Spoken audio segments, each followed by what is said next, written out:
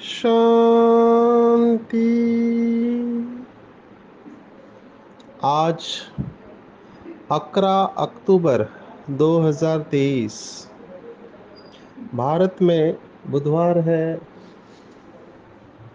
Today is 11th October 2023 and it's Wednesday in Bharat. आज की मुरली का जादुई रहस्य स्वयं को प्रेरणा देने के लिए Magical secrets of today's Murli for motivating the self। आज की साकार मुरली पूरी धारणाओं के ऊपर है। भगवत गीता का 15वां अध्याय, 12वां अध्याय, दूसरा अध्याय बाबा ने बहुत सिंप्लीफाई सरल करके बताया हुआ है। मैं हमेशा क्लासेस में यही कहता हूँ कि आप एजुकेटेड हो, इसका प्रूफ क्या है। आज भी यहाँ पर कोल्हापुर में लॉन्च प्रोग्राम हुआ। तो लॉन्च प्रोग्राम यूनिवर्सिटी में था। कोल्हापुर महाराष्ट्र में एक डिस्ट्रिक्ट है जिसकी यूनिवर्सिटी का नाम है शिवाजी यूनिवर्सिटी। तो उसमें वीसी बैठे थे, वाइस चांसलर थे, नेशनल सर्विस स्कीम एनएसएस के कोऑर्डिनेटर थे और सभा में उपस्थित सभी स्टूडेंट्स भी थे। तो मुख से यही बात निकली कि आप एजुकेशन किसे कहते हो। हम भारत में देखते हैं कि लोगों के अंदर सिविक सेंस जिसको कहता है वो कम है। पढ़े लिखे लोग विदेश में जाते हैं तो कचरा नहीं करते हैं।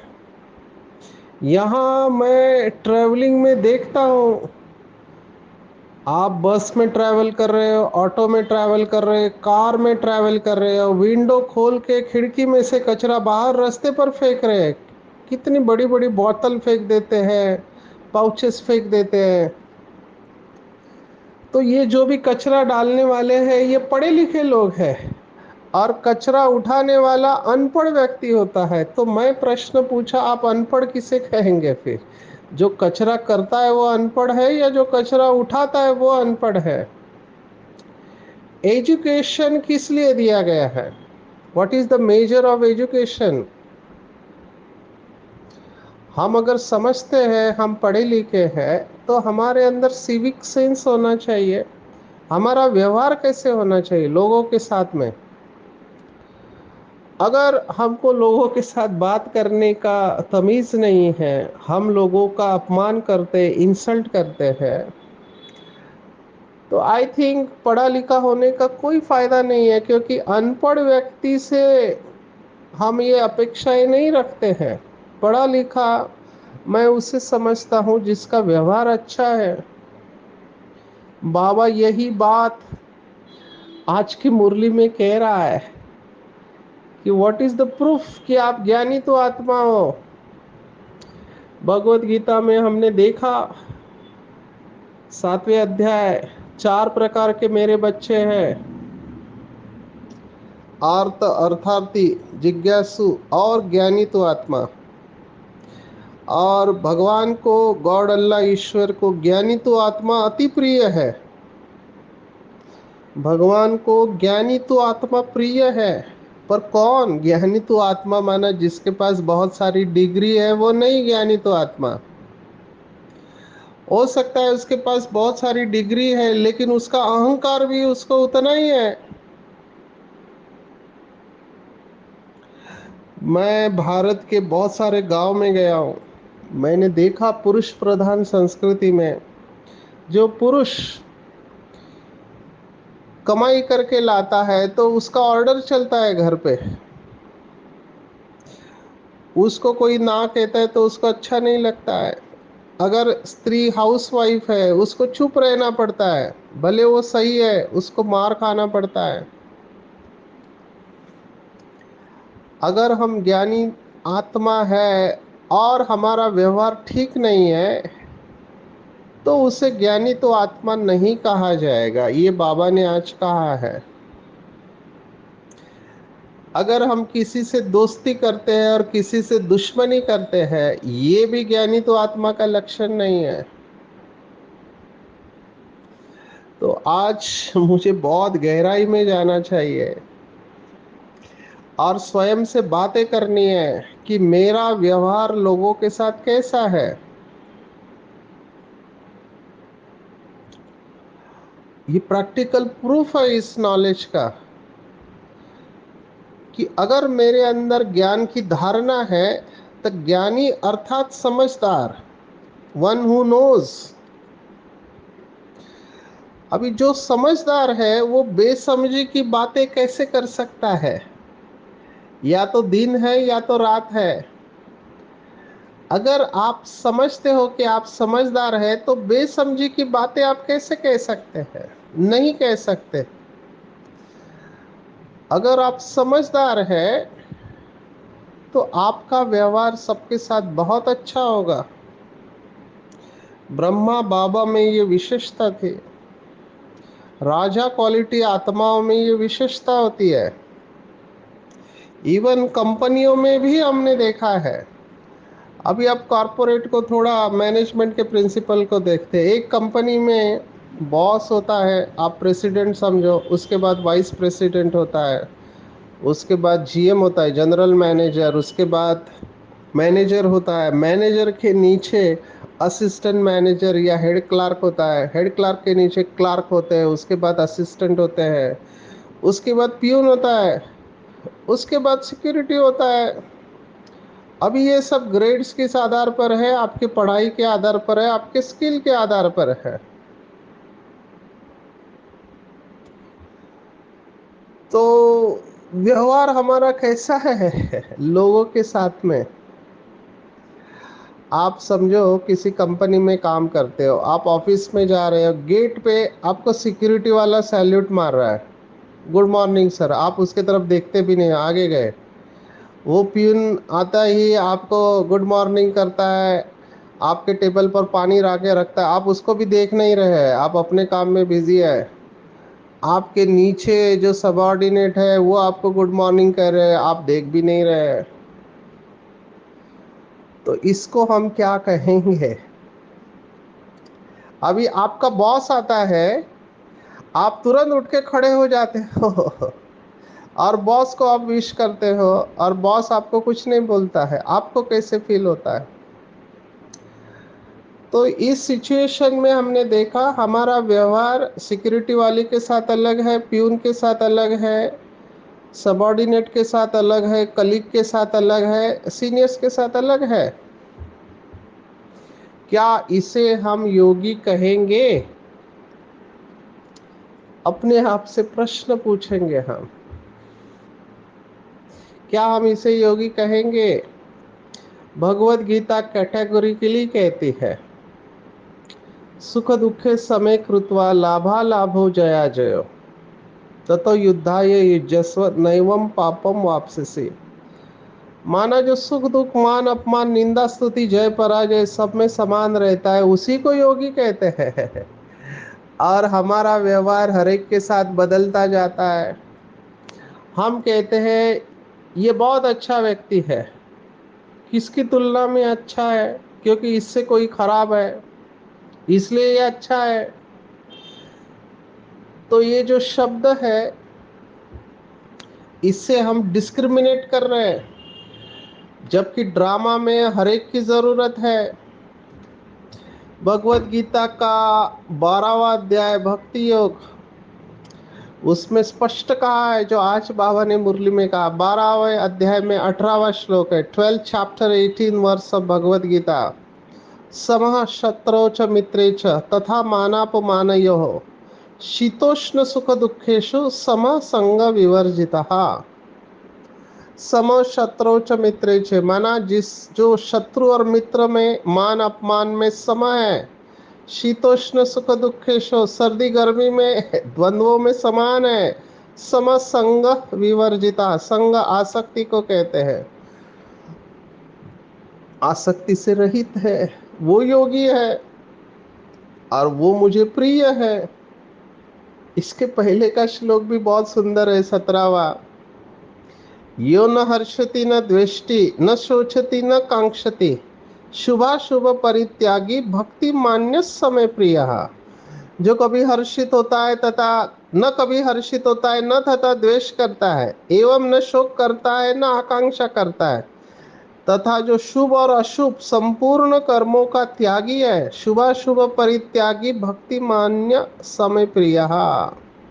बेसिकली भगवत गीता ये समान अवस्था को बहुत ऊंचा मान देती है।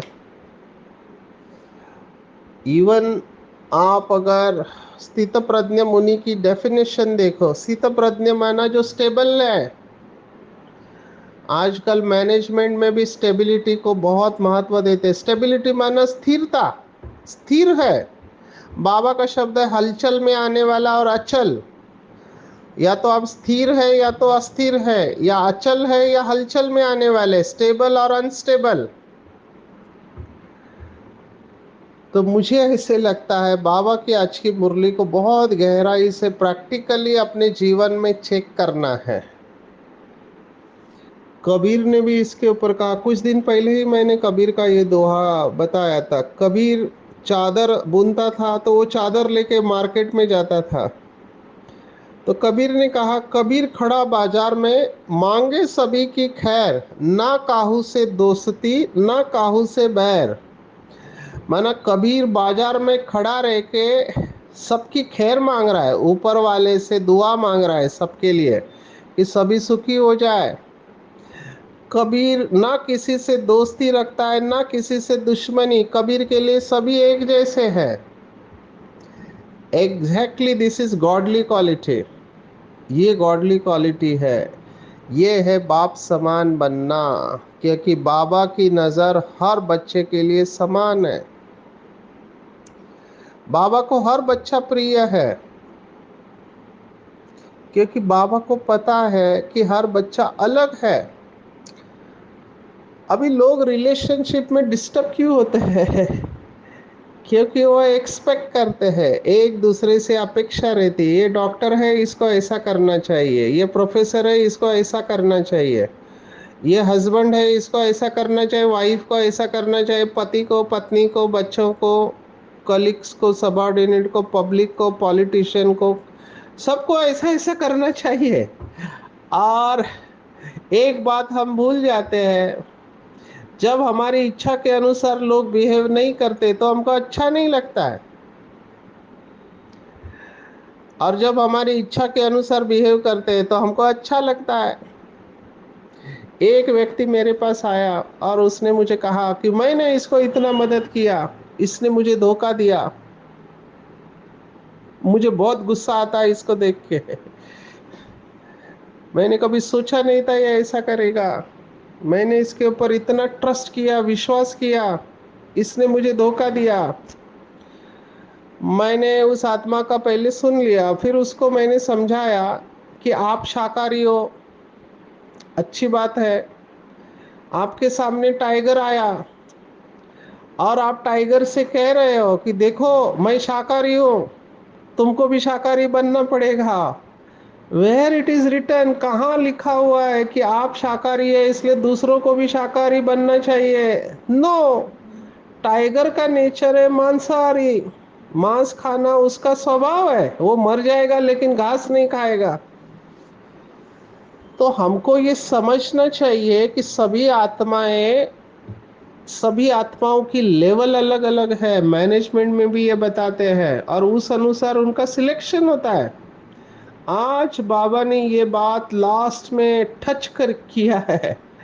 बाबा ने कहा हर एक को सतो रजो तमो में आना ही है, और ये पॉइंट धारण कर बहुत मीठा बनना चाहिए। बाबा हमको सॉल्यूशन दे रहा है। मुझे रिलेशनशिप्स में ये डिस्टरबेंस के बहुत इश्यूज आते हैं। कहते हैं कि हमारे बच्चे ऐसे हैं, हमारा पति ऐसा है, पत्नी ऐसे है। रिलेशनशिप्स में बहुत डिस्टरबेंस मैं अभी देख रहा हूँ। अगर एक बात हम इसको धारण करें कि हर एक की लेवल अलग अलग है, केवल इतना, पीपल आर नॉट डिफिकल्ट। अंग्रेजी में कहते हैं people are not difficult, they are different from our expectation.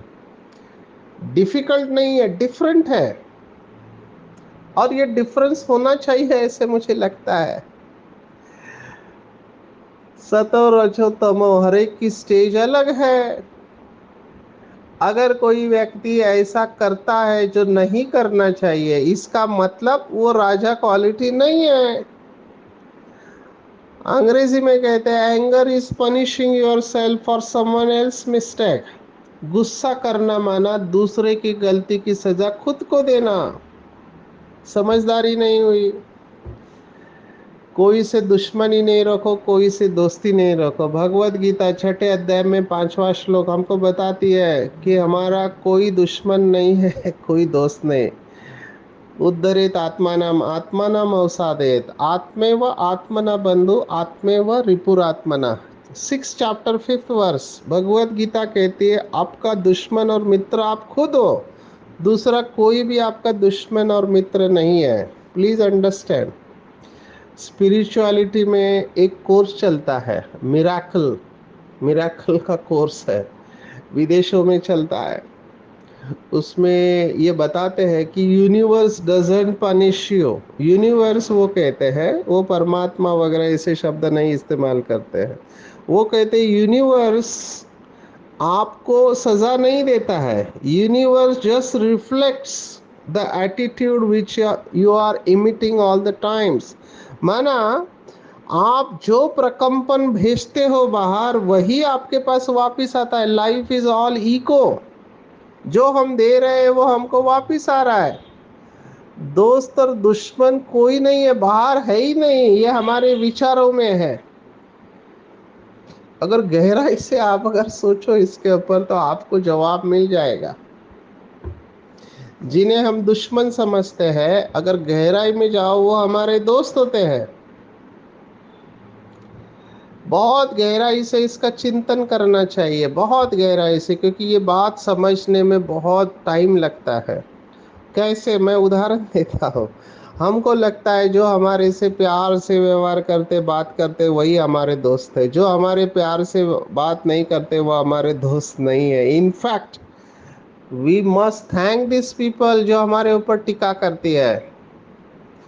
Albert Einstein का बहुत फेमस कोट है, I thank all those people who said no to me, it is because of them I did it myself. मैं उन सबको धन्यवाद देता हूँ जिन्होंने मुझे ना कहा, उनके वजह से मैंने खुद किया। मेरा भी एफर्मेशन है ये। मैं भी स्वयं को ये बात याद दिलाता हूँ कि मैं उन सबको धन्यवाद देता हूँ जिन्होंने मेरे जीवन में विघ्न पैदा किए, क्योंकि उनके वजह से ही मैं शक्तिशाली हो पाया हूँ। I thank all of them. क्योंकि बाबा का महावाक्य opposition takes you to the position. जितना विघ्न आते हैं उतना आप शक्तिशाली बनते हो। In the words of Swami Vivekananda, Swami Vivekananda कहते हैं हम जिम में है, जैसे जिम या व्यायामशाला बोलते हैं, जहाँ पे एक्सरसाइज की जाती है। जितना आप एक्सरसाइज करेंगे उतने आपके मसल्स पावरफुल होंगे। तो ये जितनी भी परिस्थितियां हमारे लाइफ में आती है, ये हमको शक्तिशाली बनाने के लिए आते हैं। That changes your attitude. आज एक बहुत विचित्र घटना हुई। मैंने कभी सोचा नहीं था, पर अमृत वेले मुझे विचार आया कि आज लॉन्च प्रोग्राम है, वीसी मिलने वाले हैं, तो वीसी के लिए मैं बुक लेके जाऊँ, जो बुक हमने लिखा है। तो मैं कभी ऐसे लेके नहीं जाता, लेकिन आज मुझे लगा कि लेके जाए। मैं लेके गया और वीसी को मैंने वो किताब दिया। अभी प्रोग्राम तो केवल 2 घंटे का है, हमने सोचा 2 घंटे में वो बाद में पढ़ लेगा, लेकिन वीसी ने उधर स्टेज पर बैठे बैठे सब इंडेक्स देखा, और इंडेक्स से उनको ये टॉपिक बहुत अच्छा लगा कि विजयी बनने के लिए रोज का अभ्यास। तो मैंने उसमें लास्ट पेज में कुछ संकल्प दिए हैं। मुझे नहीं पता था कि वो पढ़ लेगा इतना फास्ट। उन्होंने केवल पढ़ा ही नहीं, वो उनका जब स्पीच चालू हुआ उन्होंने वो सभी संकल्प सबको पढ़ के बताए। मना उनके स्पीच बहुत इंपॉर्टेंट रहता है, सभी मीडिया वाले आते, लोग सुनते। उन्होंने वो पेज खोल के विजयी बनने के लिए रोज का अभ्यास, मैंने उसमें लिखा हुआ है बाबा की प्रेरणा से कि जीवन की हर समस्या मेरे सकारात्मक दृष्टिकोण को बढ़ाती है। समस्या का काम है आना और मेरा काम है विजयी बनना। सर्वशक्तिवान हमेशा मेरे साथ है, इसलिए मेरी विजय निश्चित है। मैं विजयी रतन हूँ। ये उन्होंने पूरा ये 12-15 वाक्य पढ़ के सुनाए। तो मैं वंडर खा गया कि कब किसको कौन सा तीर कहाँ पे बाबा लगाएगा पता नहीं चलता है। कहने का मेरा भाव ये है कि हमको परिस्थितियों से डरना नहीं चाहिए। ये सभी लोग, आप ब्रह्मा बाबा को भी जीवन देखो, ब्रह्मा कुमारी का पूरा किताब पढ़ो आप, कितने लोगों ने विरोध किया, लेकिन हुआ क्या? जब हमारे ब्रह्मा बाबा का शरीर छूटा तो लोगों ने सोचा अभी इनका फाउंडिंग फादर चला गया, अभी ये संस्था गई। क्योंकि सभी के साथ यही होता है, जब फाउंडिंग फादर होता है तब तक वो संस्था अच्छी रहती है, उसके जाने के बाद उसके डिवीजन होते हैं। लेकिन हमने क्या देखा, बाबा के अव्यक्त होने के बाद सेवा और बढ़ गई। पहले तो भारत में थी, अभी 140 देशों में पहुंच गई। क्योंकि उनको पता नहीं कि इस संस्था को चलाने वाला कौन है। और बाबा कहीं गए नहीं है, उन्होंने केवल अपना रूप बदली किया है। पहले साकार में थे, अभी अव्यक्त एंजेलिक स्टेज में है, फरिश्ता अवस्था में है। तो अपोजिशन जितना हुआ उतनी ब्रह्मा कुमारी फेमस हो गई। जब बेगरी पार्ट चला तभी भी लोगों को लगा ये गई कि गई। तब बाबा ने कहा Brahma Kumari is richest in the world. और आज हम देख रहे हैं बाबा के बड़े से बड़े सेंटर बन रहे, गांव गांव में बन रहे हैं। बाबा ने यहां तक कहा है कि गली गली में बाबा का सेंटर खुलने वाला है, हर घर में। तो क्यों हर घर में खुलेगा, क्यों हर गली में खुलेगा? क्योंकि सभी बाबा के बच्चे हैं पूरे विश्व में। भले वो अलग अलग धर्मों में गए, कोई क्रिश्चियन धर्म में गया है, कोई बुद्धिस्ट धर्म में गया है, कोई इस्लाम धर्म में गया है, तो ऊपर वाले के बच्चे ना। तो उनको पता तो चलना चाहिए कि जिसको वो इतना दिल से जान से याद कर रहे हैं वो इस धरती पर आ चुका है। इसलिए ये मैसेज जाना ही है, आप कुछ नहीं कर सकते। प्यार का सागर इस धरती पर आया है, ये लोगों को पता चलेगा। बाबा ने कहा मीडिया के द्वारा ये मैसेज जाएगा। मुझे तो बहुत वंडर लगता है, दादियाँ सुनाती थी। आप सब पुराने बच्चे बाबा के जानते हैं कि बाबा के सामने 3-4 स्टूडेंट बैठे रहते थे और बाबा ऐसी मुरली चलाता था जैसे हजारों के सामने सुना रहा है। तो दादियाँ वंडर खाती थी, हम तो 3-4 ही लोग हैं, लेकिन बाबा ऐसी मुरली क्यों चला रहा है जैसे कि हजारों लोग, पूरा विश्व सुन रहा है। आज ये बात सच हो रही है, क्योंकि बाबा की मुरली इतनी भाषा में ट्रांसलेशन होता है, पूरे वर्ल्ड में जाता है। और बाबा के बच्चे अमेरिका, लंदन, ऑस्ट्रेलिया, अरब कंट्रीज, कहाँ नहीं है, रशिया, सब जगह पे बाबा के बच्चे बाबा की मुरली सुन रहे हैं। तो बाबा तो त्रिकालदर्शी है। आज ये सोमन आया हुआ है, बाबा ड्रामा के आदि मध्य अंत को जानता है। और बाबा ने ये पढ़ाई ये दूसरी पॉइंट जो मुझे आज के मुरली में बहुत मोटिवेशनल लगी।